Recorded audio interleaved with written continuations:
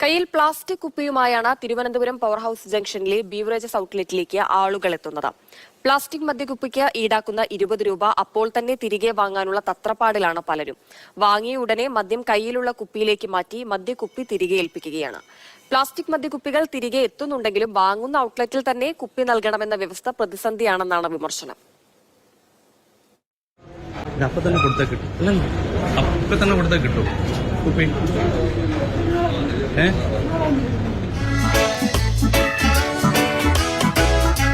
മുൻകരുതലോടെയാണ് പലരും എത്തുന്നത്. കരുതൽ കുപ്പിയാണ് താരം.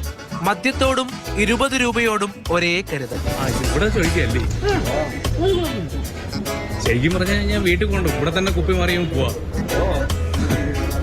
പ്ലാസ്റ്റിക് മദ്യക്കുപ്പി തിരികെ നൽകിയാൽ മദ്യത്തിന്റെ വിലയോടൊപ്പം നിക്ഷേപമായി വാങ്ങിയ 20 രൂപ തിരികെ നൽകുമെന്നായിരുന്നു സർക്കാർ തീരുമാനം. ആദ്യഘട്ടത്തിൽ തീരുമാനം നടപ്പിലാക്കിയതും കരുതൽ കുപ്പിയുമായി എത്തിയാണ് ആളുകൾ പ്രതികരണം അറിയിക്കുന്നത്. വാങ്ങേണ്ട താമസം, കാഴ്ചക്കാരെ അമ്പരപ്പിക്കുന്ന വേഗത്തിൽ മദ്യം മറ്റൊരു കുപ്പിയിൽ. സ്ഥലവും സാഹചര്യവും ഏതുമാകട്ടെ, നോ പ്രോബ്ലം. അപ്പൊ തന്നെ കൊടുത്താൽ കിട്ടും കുപ്പി.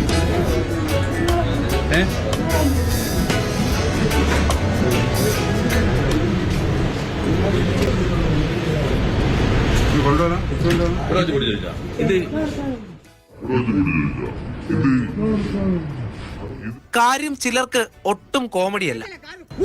പഠിക്കാൻ എങ്ങനെ ജീവിക്കും? 500 രൂപ ഒരു ക്വാർട്ടർ വാങ്ങിച്ചു പോകും. അവർ ഒരു ക്വാർട്ടർ വാങ്ങിച്ചു കുടിച്ചിട്ട് നേരത്തെ കാട്ടക്കട അവയുടെ പോകും. ഈ 20 കണ്ടി കൂടെ കാവിലെടുക്കും. മദ്യം വാങ്ങിയ അതേ ഔട്ട്ലെറ്റിൽ തന്നെ ബാർകോഡ് പതിച്ച പ്ലാസ്റ്റിക് കുപ്പി നൽകിയാലേ കാര്യമുള്ളൂ.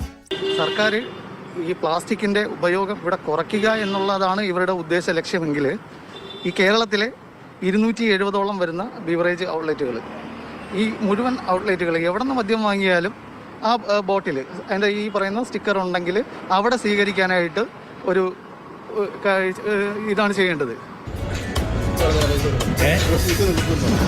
അപ്പൊ ഇത് ഇപ്പൊ കൊടുത്താൽ കിട്ടും. ഇങ്ങനെ ഇത് കൊണ്ടുപോയ പ്രശ്നമില്ലേ?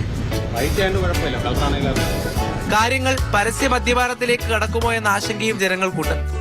മദ്യം വാങ്ങിക്കാൻ വരുമ്പോൾ അവിടെ നമ്മൾ തന്നെ കൂലിക്ക് ആൾ കൊണ്ടുവരണം. ഒരു ബക്കറ്റ് വരണം, പൊട്ടിച്ച് ബക്കറ്റിൽ ഒഴിച്ചിട്ട് അതിനകത്തൊരു ഗ്ലാസ് കൊടുത്ത് ഇങ്ങനെ നടന്ന് കുടിച്ചോണ്ട്. തീരുമാനത്തിനെതിരെ പല അഭിപ്രായങ്ങളുണ്ടെങ്കിലും പലരും നല്ല കുട്ടികളായി പ്ലാസ്റ്റിക് മദ്യക്കുപ്പി കൊണ്ട് ഏൽപ്പിക്കുന്നുണ്ട്.